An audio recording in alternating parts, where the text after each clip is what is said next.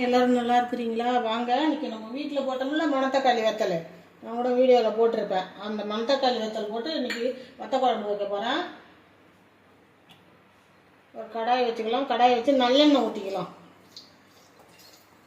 நல்லெண்ணெய் ஊற்றினா தான் அந்த குழம்புக்கு நல்லாயிருக்கும். நல்லெண்ணெய் கொஞ்சம் கூட ஊற்றிக்கலாம்.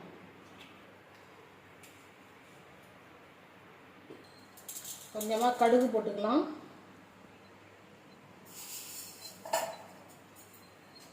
கொஞ்சமாக வெந்தயம் போட்டுக்கலாம்.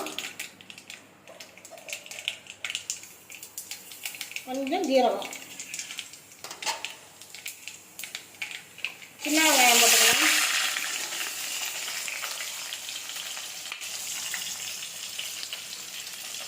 பூண்டு ஒரு கைப்பிடி எடுத்து வச்சுருக்கேன், அதையும் இது கூட போட்டுக்கலாம்.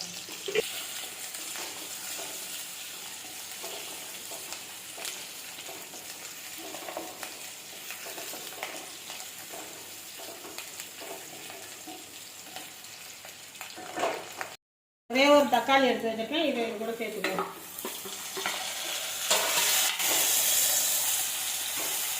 இந்த வெங்காயமும் தக்காளியும் வதங்கிறதுக்கு கொஞ்சமாக உப்பு போட்டுக்குவோம்.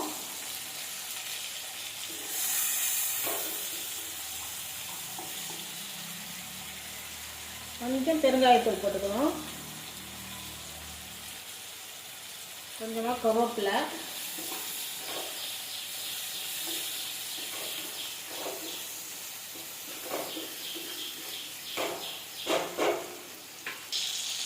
ஒரு 2 வரமிளகா கிள்ளி போட்டுக்கலாம்.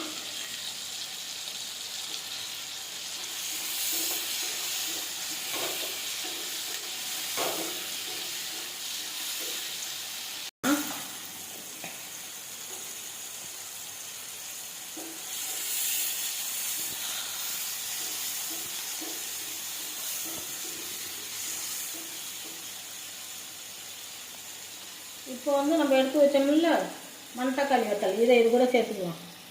இது நம்ம வீட்டிலே தயார் பண்ணது, நல்லா சுத்தமாக கழுவி அதுக்கப்புறம் தான் காய வச்சேன் உப்பெல்லாம் போட்டு. அதனால் நீங்கள் அப்படியே போட்டுக்கலாம்.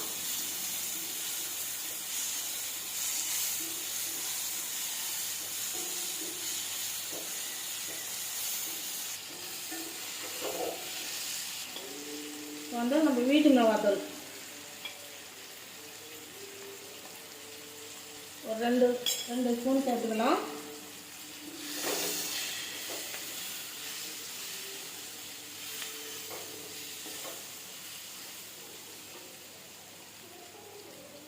ஒரு மீடியம் சைஸ் எலுமிச்சம்பழம் சைஸில் புளி எடுத்து கரைச்சி வச்சுருக்கேன், அதை இது கூட ஊற்றிக்குவேன்.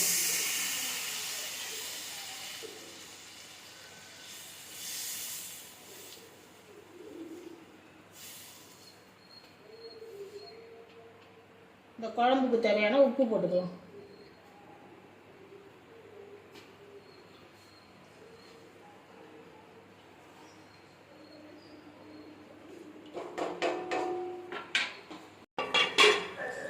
இதை மூடி வச்சிடலாம். நல்லா கொதிக்கட்டும்.